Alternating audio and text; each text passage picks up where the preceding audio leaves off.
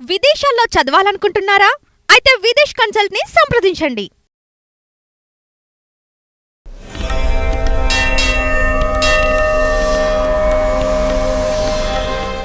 ఓం సదాశివసమారంభాం వ్యాసశంకరమధ్యమాం అస్మదాచార్యపర్యంతాం వందే గురుపరంపరాం.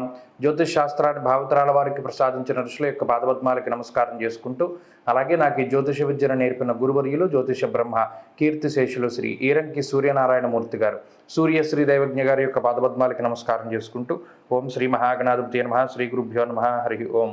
వీక్షకులందరికీ నమస్కారం. మీనరాశి వారికి ఈ వారం మిశ్రమమైనటువంటి గ్రహస్థితి గోచరిస్తూ ఉన్నది.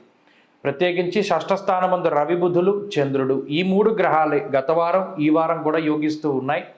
ప్రధానంగా అర్ధాష్టమ కుజుడు, గురుబలం లేకపోవడము, అలాగే ఈ రాహు యొక్క జన్మస్థాన స్థితి. అయితే ప్రత్యేకించి ఈ గ్రహస్థితి వల్ల కొంత ఒక మాయ, ఏదో అయిపోతుందేమో, ఏమైనా అయిపోతుందేమో, లేదా ఏదైనా ఒక చిన్న దెబ్బ తగిలితే దీనివల్ల ఏదైనా సెప్టిక్ అయిపోయి కాలు తీసేస్తాడేమో, లేకపోతే ఏదైనా జ్వరం వస్తే ఇంకోటి ఏదైనా అయిపోతుందేమో, ఇలా చిన్నదాన్ని భూతద్దంలో చూసి భయపడుతూ ఉంటారు మీనరాశి వారు. మొట్టమొదటగా భయాన్ని తీసేయండి. ఎందుకంటే ఇక్కడ అలా భయపడడానికి కూడా కారణం ఏంటి అంటే, ధారాపుత్ర విరోధ శాప్రవాసం, రోగపీడనం, జన్మ రాహు యొక్క ప్రభావం ఏంటంటే యవన గూఢార్ధరాజ శోభలోపేత వ్యయకారకో రాహు అన్నాడు. అంటే ఏమీ లేదు సమస్య, అది మీకు తెలుసు, కానీ యవన ఉంటుందేమో అని ఒకటి దగ్గరికి వెళ్తారు. వాడు మీ మానసికమైనటువంటి పరిస్థితిని బట్టి మీ దగ్గర నుండి కొంత డబ్బులు ఆక్కుంటాడు. అక్కడ తగ్గదు, అక్కడ మీకు ఇంకేముంది, ఇంకొకళ్ళ దగ్గరికి వెళ్తారు. ఇలా ఏమీ లేని దానికి ఎక్కువ ధనాన్ని మీరు వెచ్చిస్తూ మీ యొక్క అమాయకత్వము, మీ యొక్క ఈ భయము అనేటువంటి దాన్ని పక్క వాళ్ళు క్యాష్ చేసుకుంటున్నారు. ఆ విషయాన్ని మాత్రం ప్రధానంగా గుర్తుపెట్టుకోవాలి. ఇది రాహు వల్ల జరుగుతుంది. అంతేకాక మీ మీద మీకు అతి విశ్వాసాన్ని కూడా రాహువే కలిగిస్తూ ఉంటారు. కాబట్టి ఏమి తెలిసినా ఈ మీనరాశి వారికి ప్రధానమైనటువంటి ఒక సొల్యూషన్ ఏంటి అంటే, మాట్లాడకూడదు. ఎదుటివాడు చెప్పేది వినాలి. మీకు ఏదైనా చెప్పాలనిపించినప్పుడు మాట్లాడకూడదు.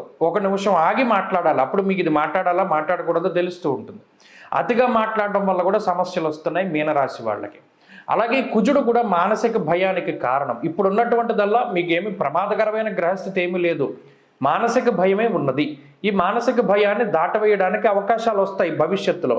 అప్పటి వరకు ఆచితూచి ఉండాలి. రవి ఉన్నారు, బలంగా ఉన్నారు, బుధుడు బలంగా ఉన్నారు, చంద్రుడు బలంగా ఉన్నారు.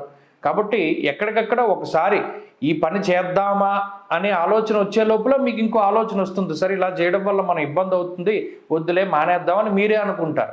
ఈ 2 సెకండ్ల గ్యాప్లో తప్పు చేయడానికి అవకాశాన్ని కల్పిస్తుంది ఈ గ్రహస్థితి. అందువల్ల మీనరాశి వారు ఉద్యోగ వ్యాపారాల్లో మార్పు చేర్పులు చేసేటప్పుడు చాలా జాగ్రత్తగా ఉండాలి. 1, చెప్పుడు మాటలు వినకూడదు.